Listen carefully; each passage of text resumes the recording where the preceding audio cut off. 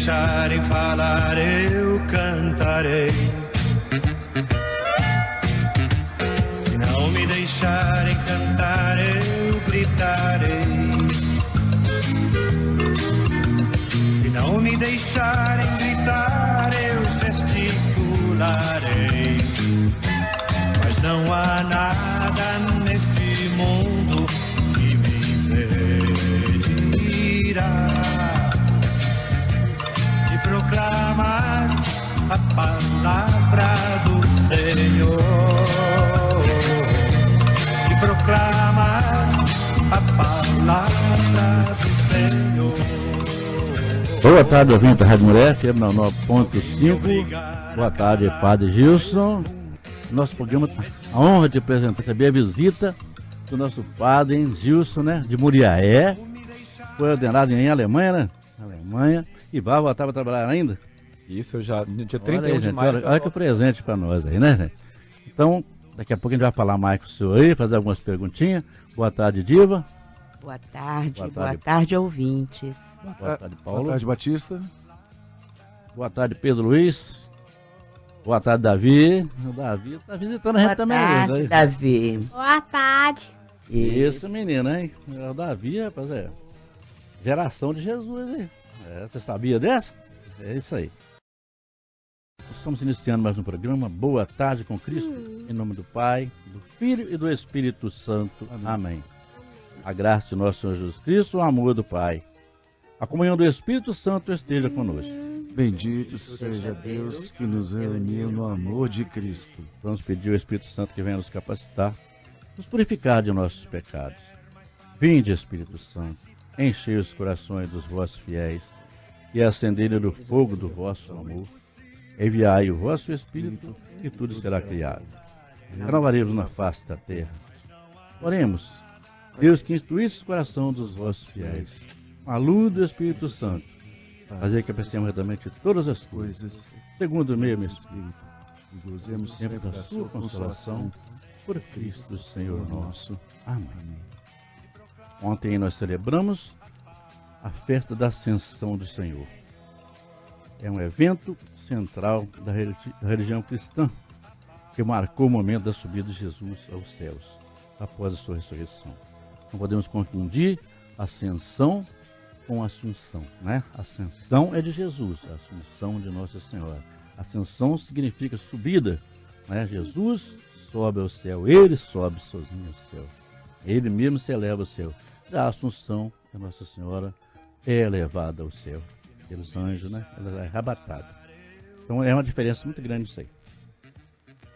Completou então a obra e a conciliação dos homens com Deus. Jesus começa a sua vida nova junto do Pai.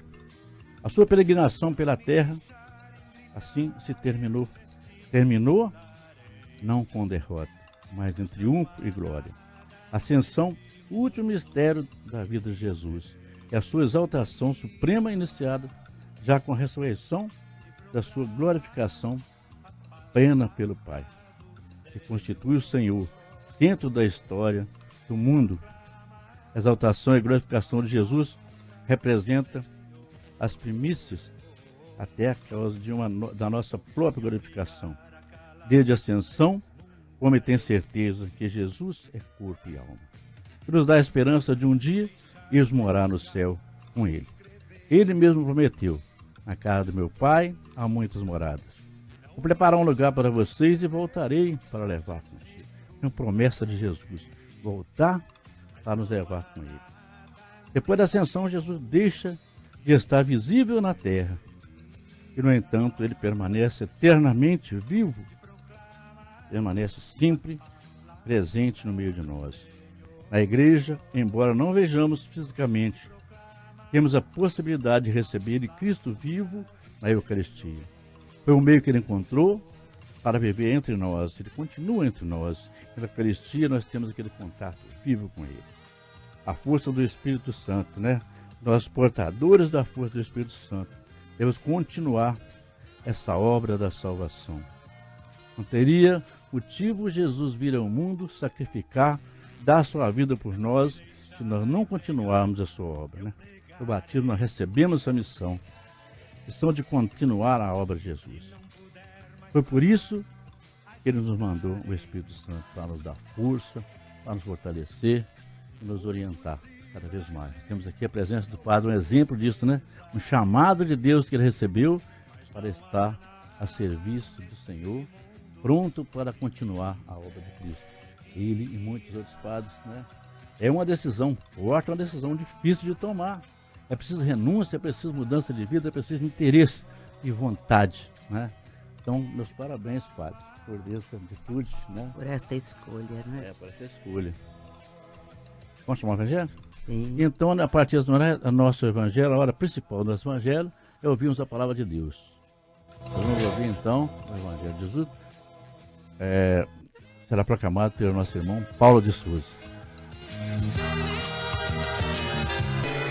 O Senhor esteja conosco. Ele está no meio de nós. Proclamação do Evangelho do nosso Senhor Jesus Cristo segundo João. Glória a vós, Senhor. Naquele tempo, os discípulos disseram a Jesus: Eis, agora falas claramente e não usas mais figuras. Agora sabemos que conheces tudo e que não precisas que alguém te interrogue. Por isto, cremos que vieste da parte de Deus. Jesus respondeu: Credes agora? Eis que vem a hora, e já chegou, em que vos dispersareis, cada um para o seu lado, e me deixareis só. Mas eu não estou só. O Pai está comigo. Disse-vos estas coisas para que tenhais paz em mim. No mundo tereis tribulações, mas tende coragem. Eu venci o mundo. Palavra da salvação. Glória a vós, Senhor.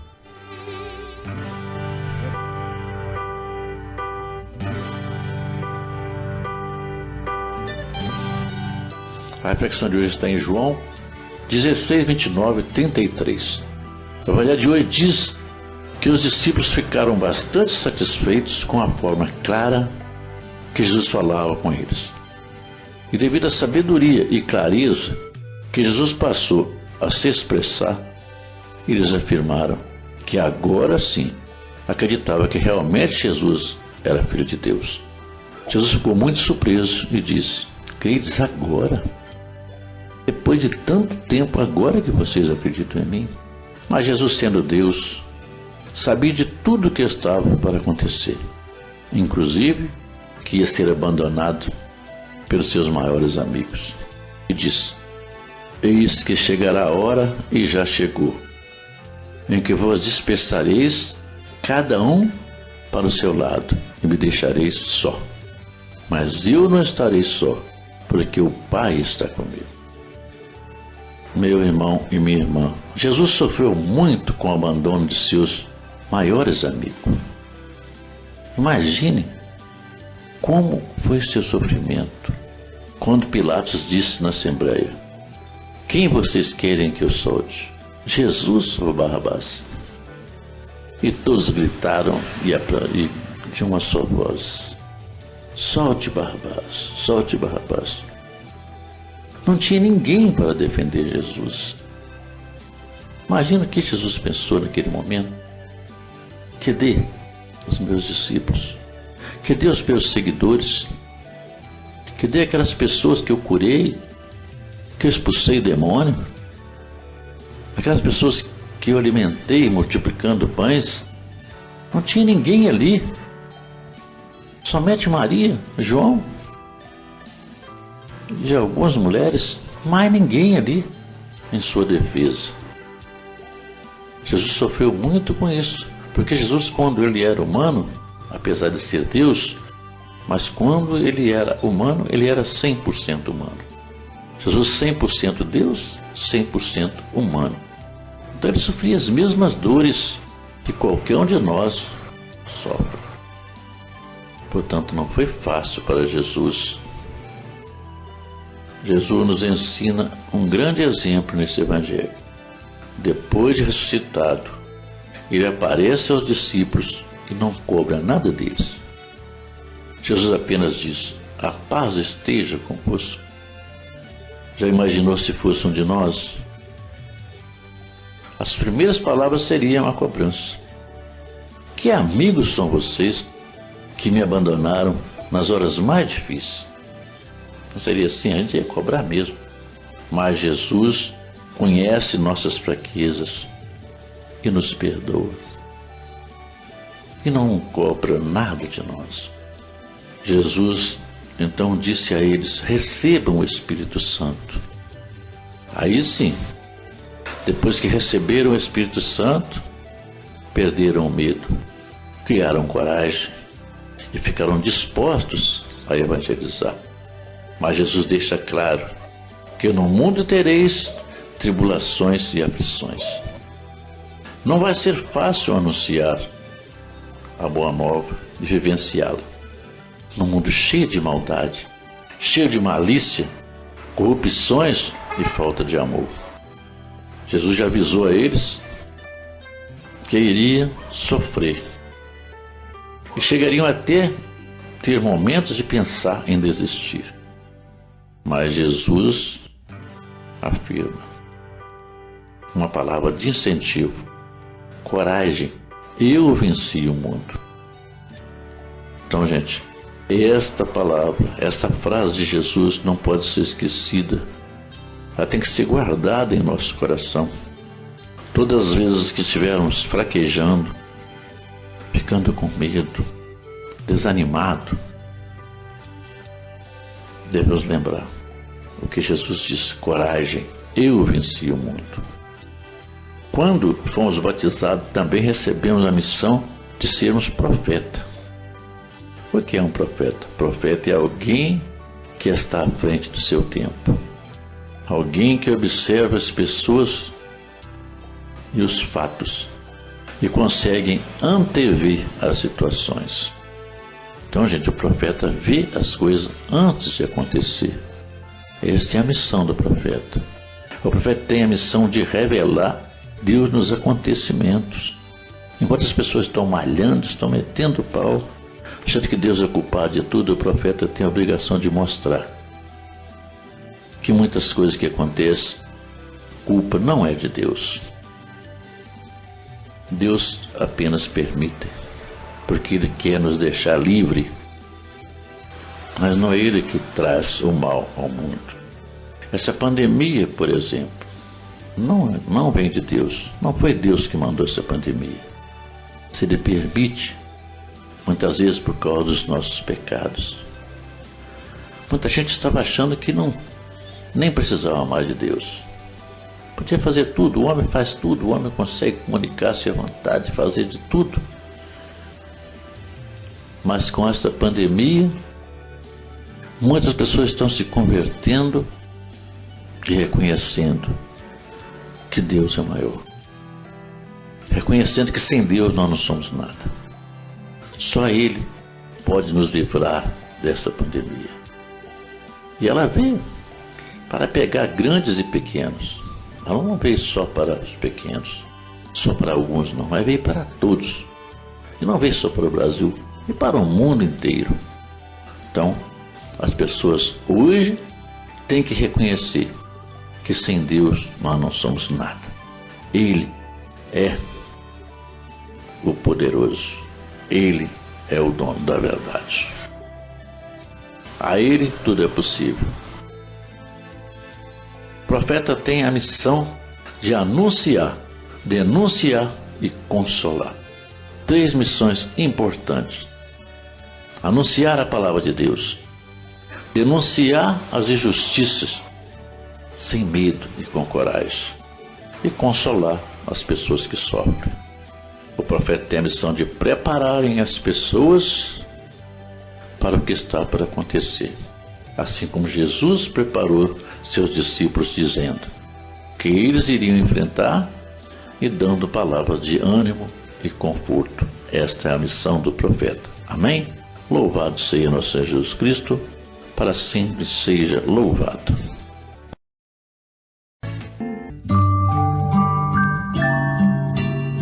Nosso programa sente-se hoje extremamente honrado pela presença do novo sacerdote Padre Dilson, ordenado no dia 7 de maio próximo passado. Ele celebrou conosco ontem sua primeira missa na Barra, na sua paróquia, não é?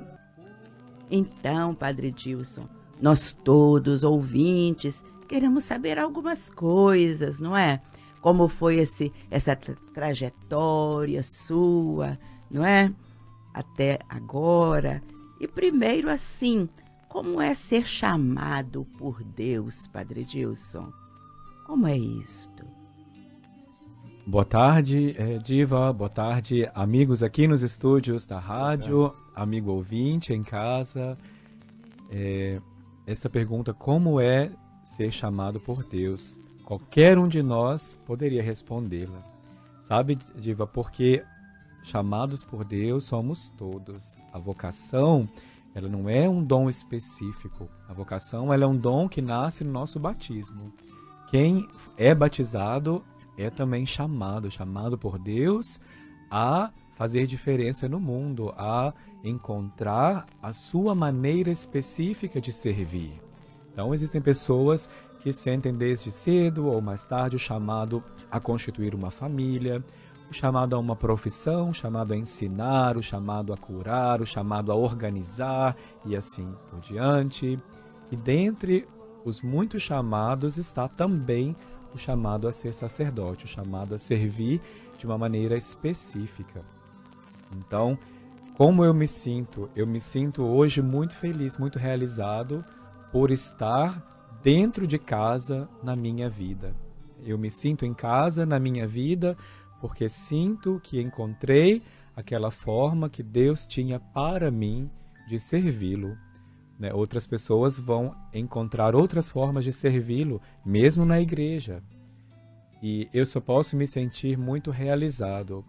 Ao mesmo tempo, sinto também a grande responsabilidade, como toda vocação, quer seja ser mãe, ser pai, ser sacerdote, é uma vocação muito grande, com uma responsabilidade muito grande.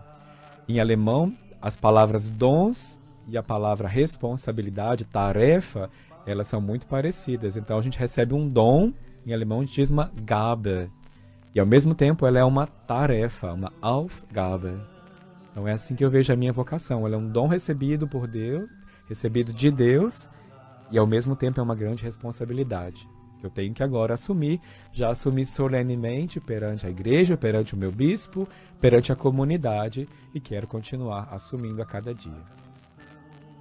Maravilha. Padre, você foi ordenado num país que teve recentemente um Papa, nosso querido Bento XVI. Como que é a Igreja Católica na Alemanha nos dias de hoje? Na Alemanha e, em geral, na Europa, a Igreja passa por um momento que muitos dizem um momento de crise, né? A crise, ela comporta um aspecto difícil, um aspecto de muitas renúncias, de dificuldade, mas ela também significa um período de purificação. E eu prefiro enxergar a realidade da igreja na Alemanha, na Europa hoje, como esse processo de purificação. Uma igreja que já não é mais uma igreja socialmente relevante, no sentido de que as pessoas não mais pertencem à igreja por costume, né? Porque eu nasci numa família e continuei participando. Hoje, aderir à fé, participar de uma igreja lá, é cada vez mais uma escolha consciente. Isso também traz coisas bonitas. É uma igreja que ela está em redução numérica, não só pelo fator demográfico, porque os cristãos já não têm muitos filhos, então é um fator meramente demográfico. E, por outro lado, os mais jovens também, eles têm procurado outras maneiras de viver a própria religiosidade. Nós estamos nesse período histórico que o culto do eu é muito forte. E a religião, ela implica uma abertura ao outro, a uma vontade que não é a minha, a uma necessidade que não é a minha. E isso é um choque grande para a nova geração. Então, os jovens são religiosos, mas a religiosidade deles é uma outra. São as igrejas hoje das redes sociais, né, onde cada um vive aquele culto que lhe faz bem. E a hora que aperta, a hora que desinstala, já não querem mais. Pula para a próxima. Da coisa tá preta, eles começam a orar. Quando o cara volta atrás, esquece de Deus, né? A maioria das pessoas é assim, né? Quando a coisa tá boa, a gente tá buscando Deus. Quando não tá, quando piora um bocadinho, que tem alguém internado, tem alguém precisando de ajuda, aí volta a buscar Deus de novo. Padre Edilson, sua inspiração, seu modelo, seu ideal, quem te incentivou, te deu força nesta sua escolha, neste seu caminho? Foram muitas as pessoas, sabe? Tipo, quando eu era assim, da idade do Davi, participava ainda lá na paróquia do Porto, já eram referência para mim, as catequistas que eu tinha, as pessoas com quem eu trabalhava na igreja, os padres da comunidade. E eu fui crescendo nesse ambiente, no ambiente da paróquia, no ambiente onde estar junto com as pessoas, estar a serviço, dava um significado à vida. Quando depois eu me mudei para Barra e ali também fui participando das pastorais, logo chegou o Monsenhor Muniz. Eu acho que para mim foi uma referência decisiva, porque ele no seu ardor pastoral era um sacerdote que estava presente na liturgia, na missa, na celebração dos sacramentos, mas também estava extremamente presente no meio do povo.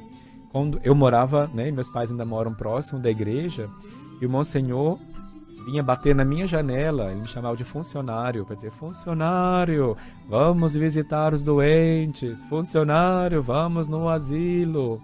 Ele me levava para baixo, para cima, para acompanhá-lo, né? Gostava de andar cedo, né? Saía cedinho.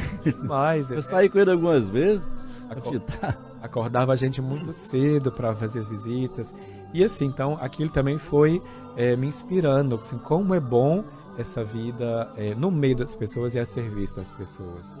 Se eu já tinha aquele fascínio pela liturgia, pelo encontro sacramental com o Senhor, eu fui descobrindo que esse encontro pode durar o dia inteiro, né? Também fora da missa, uma vida a serviço faz sentido e fez sentido para mim. Então ele com certeza foi, né, e é hoje no céu intercedendo por nós, é uma grande referência de sacerdote e de ser humano também.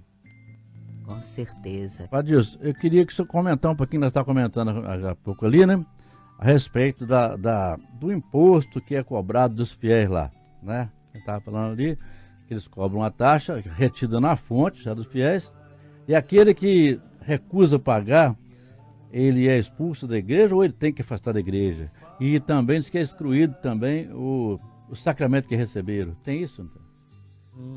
Não assim como você está dizendo. Esse é um assunto longo e complicado. Eu vou tentar assim resumi-lo, porque se trata de direito. Dá uma ideia, né? Se trata de direito civil alemão. Então, não é a igreja que cobra um imposto na Alemanha. Não é bem a igreja. O Estado alemão ele tem um controle sobre todas as finanças, assim, muito regulamentado, todo o aspecto lá. Então, o Estado, quando você mora numa cidade, o cidadão lá mudou para uma cidade, ele é obrigado a se registrar. Então ele vai lá na prefeitura, se registra nome, endereço, profissão, tem filho, tem carro, quantos imóveis. E nessa lista tem a pergunta lá, religião. Então, quem é católico, quem é protestante, mas protestante aqui se refere às igrejas protestantes tradicionais, os luteranos, os metodistas primeiros, né? Não as igrejas que nós conhecemos aqui no Brasil como as igrejas evangélicas.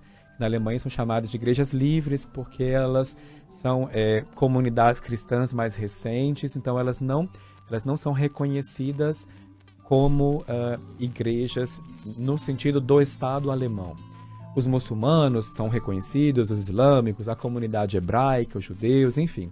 Quem pertence a uma religião tradicional, o Estado entende que a religião ela é importante e ela exerce um papel importante na vida social. Então, o Estado já cobra o que aqui no Brasil seria tipo dízimo. O Estado ele já desconta em folha de pagamento em torno de 4 a 5%. Isso já vem descontado em folha e repassa então para as igrejas. Mas aqui também preciso dizer que esse dinheiro que é arrecadado não é só para a manutenção do culto, do templo, das missas, do padre, não. Porque assim, a igreja lá, ela tem uma grande parcela de responsabilidade na vida social. Da assistência social também, né? Então, por exemplo, na cidade em que eu trabalho, a igreja mantém 9 jardins de infância. Isso significa manter prédio, manter salário de educadores, manter toda a infraestrutura, alimentação das crianças, e tudo isso é feito com esse dinheiro que é imposto, né, com essa taxa. Ele emprega muita gente exatamente porque tem função, né, para as pessoas fazerem. Então, no sul da Alemanha, a igreja é a maior empregadora de pessoas, porque jardim de infância, hospitais, asilos, além do culto. Então, essa é a realidade dali, desse chamado imposto. O que acontece? Esse imposto ele é obrigatório pelo Estado. Se eu não quero pagar, é simples. Eu vou lá na prefeitura e digo, não sou católico, não sou muçulmano, não sou protestante. O problema é que isso configura renúncia pública da fé. O nome disso é apostasia, né? Então você não pertence mais à igreja, no caso. Aí, por isso que fala que não pode valer mais o batismo no casamento, que eles falam que deve ser por isso, né? Oficialmente, se eu me declarei que eu não pertenço à igreja, para o Estado eu não pertenço mais. É claro que na missa, nas celebrações, ninguém vai controlar ali se a pessoa está presente ou não. Só que, por exemplo, quando você vai se casar, aí tem um sistema lá, que é o sistema do Estado. Uai, porque isso o Estado alemão já vê. Por que você quer casar na igreja católica se você não é católico? Oficialmente. A cobra dele é por isso. Então, mas esse é um sistema que o Estado lá encontrou para organizar a vida financeira do país e das comunidades religiosas. Outra coisa, diz que os fiéis ativos lá, eles são bem formados em teologia e tudo assim, a igreja que exige isso ou é assim mesmo? Não, assim, é muito relativo.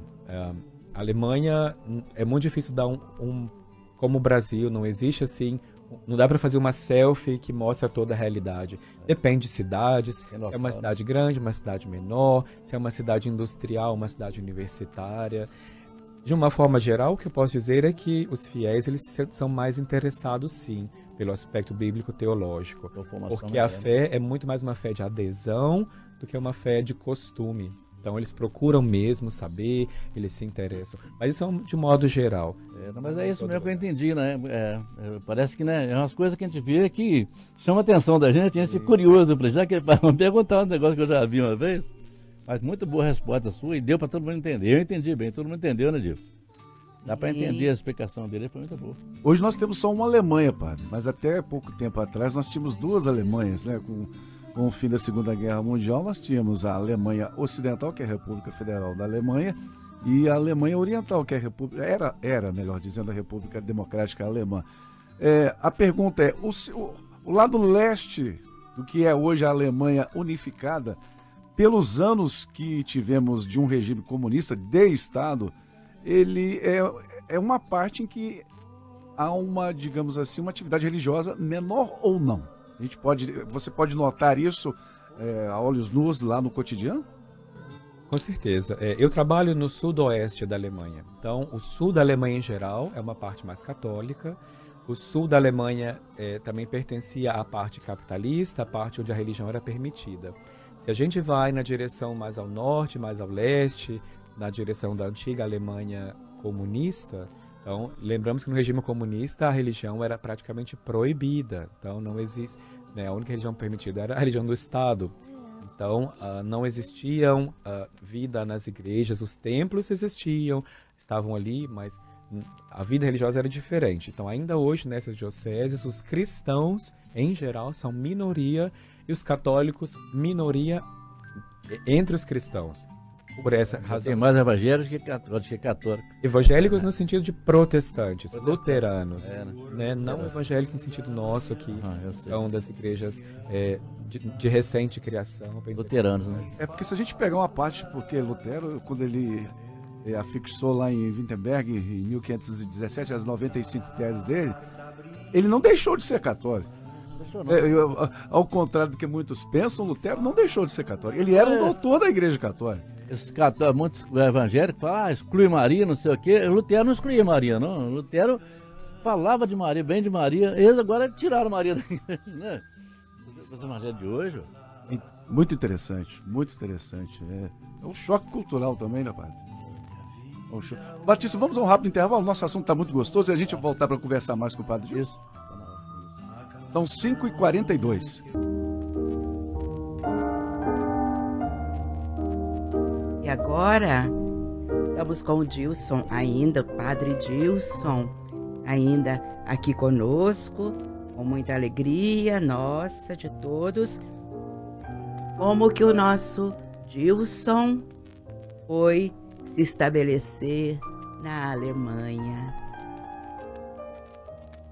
História também, né, que vou tentar assim contar rapidinho, porque senão a gente não chega para adoração lá na Paróquia da Barra.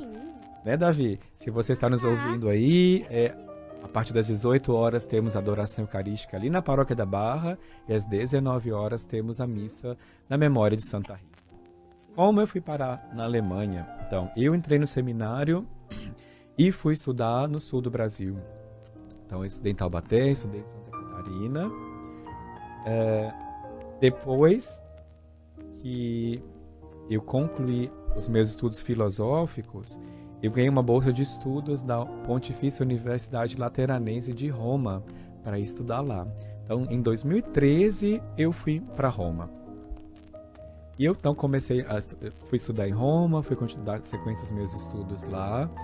E em Roma, eu estava como seminarista da Arquidiocese do Rio de Janeiro. Então, como eu me interessava por filosofia, por fenomenologia, que é uma área da filosofia de matriz alemã, né, e eu me dediquei por muitos anos ao estudo do pensamento de Santa Teresa Benedita da Cruz, né, Edith Stein, que é uma filósofa, uma santa alemã.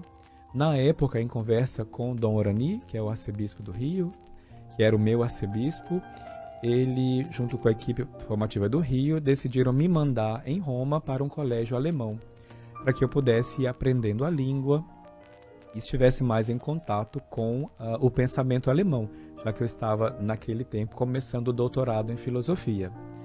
Então, assim eu fui, estando em Roma, morar dentro de um colégio alemão, que fica na cidade do Vaticano.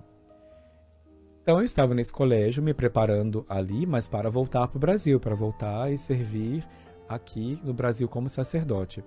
O reitor do seminário onde eu estava, o reitor desse colégio, era um padre, e é um padre alemão dessa arquidiocese onde eu estou hoje, a arquidiocese de Freiburg. E na época ele sempre brincava assim, falava, você não quer vir para a Alemanha fazer uma experiência? Porque na época ele ficava impressionado. No Rio de Janeiro tem hoje cerca de 113, 115 seminaristas. E lá na diocese onde eu estou hoje, na época tinha só 9, para uma arquidiocese imensa também. Então, ele, né, como eu já falava o alemão, ele tentava me motivar a ir fazer uma experiência, né? Pai, quem sabe, né, você não se anima, a gente precisa de padres ali, a gente tem muita carência de vocações, etc. Então, no começo, a ideia não era assim, a minha ideia preferida, não. Porque eu já estava com a cabeça assim, na direção de voltar para o Brasil, de dar aula, de ter um outro percurso. Porém, né, em oração e também em conversa com o meu diretor espiritual, foi um processo de uns 3 anos de amadurecimento dessa decisão. Eu decidi, então, ir para fazer essa experiência, né? E aí fui, a experiência foi boa, foi dando certo. Então, em conversa com o Dom Orani, que era o meu arcebispo, ele então me liberou para que eu me transferisse para a Alemanha. E aí eu fui encardinado lá, fui ordenado diácono lá e agora sacerdote. Então, só para ter uma ideia, como diácono, nem era ainda padre, eu já estava trabalhando em 9 paróquias. E agora... Tem serviço mesmo lá. Bastante. E agora, depois de sacerdócio também, a gente fica como vigário num primeiro período. Isso para nós é um alívio grande, porque aí eu não tenho a burocracia do pároco, né, que tem que assumir essa administração do jardim de infância, né, é uma série assim de responsabilidades burocráticas e financeiras. Então essa responsabilidade lá eu não tenho, pelo menos pelos próximos 3 anos.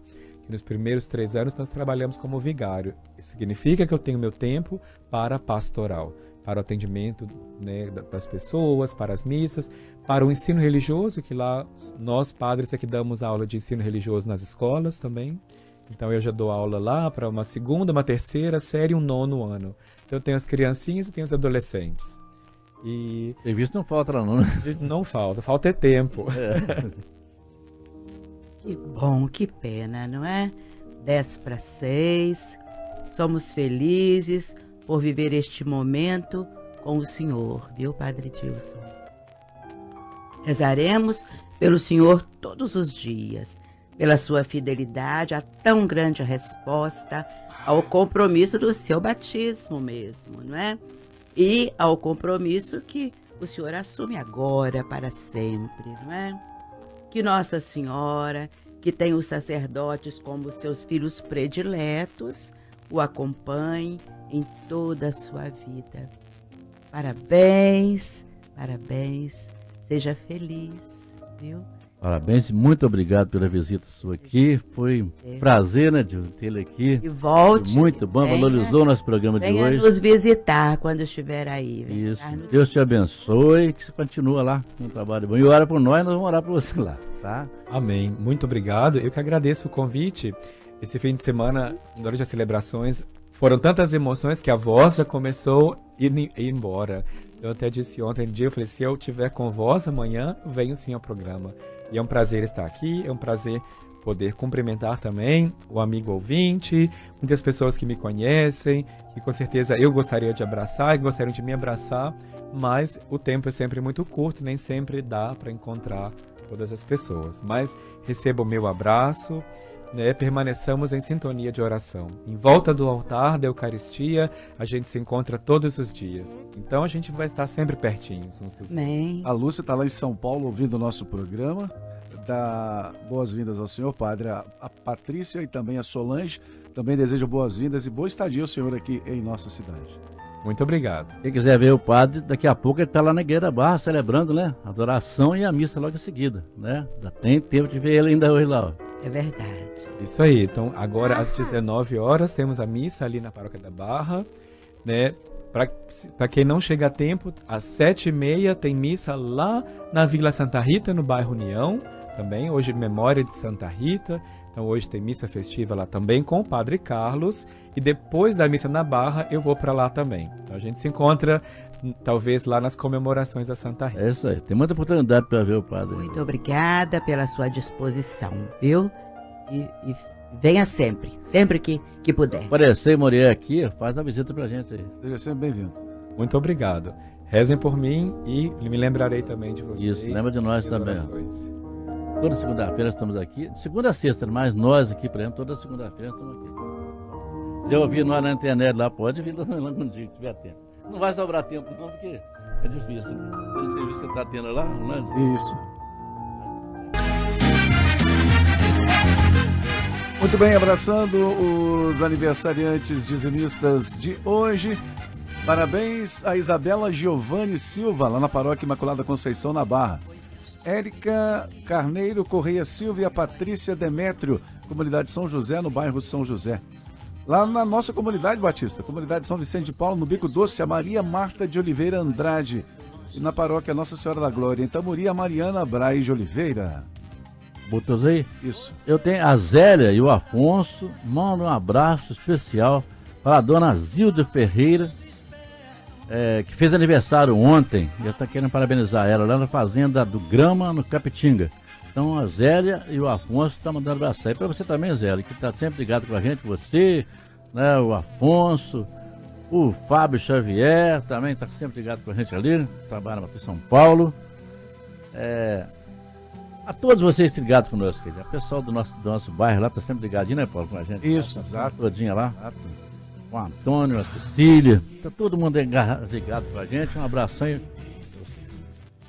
Meus irmãos e minhas irmãs, acolhamos a bênção para todo trabalhador, para todo aquele que necessita de trabalho, que o Senhor possa estar abençoando a todos os profissionais, derramando toda a sua bondade e todo o seu amor.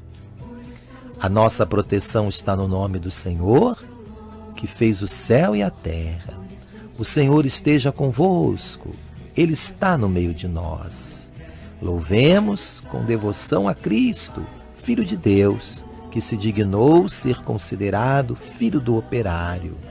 Bendito seja Deus para sempre. Oremos. Ó Deus, de quem desce a plenitude da bênção, e para quem sobe a oração dos que vos bendizem, protegei com bondade vossos filhos e filhas. Concedei-lhes que, trabalhando com diligência, colaborem no aperfeiçoamento da criação, assegurem seu sustento e o de seus familiares, e se esforcem para promover o progresso da sociedade e a glória do vosso nome. Por Cristo nosso Senhor. Amém. E desça sobre você, meu irmão, sobre você, minha irmã, a bênção de Deus Todo-Poderoso, Pai, Filho e Espírito Santo. Amém. O nosso tempo passou, né? Agradecer a cada um de vocês que estiver ligado conosco. Que Deus abençoe cada um de vocês. Desejo uma boa noite a todos. Fique com Deus e até amanhã, se Deus quiser. Amanhã nós temos tudo. Foi mais um dia.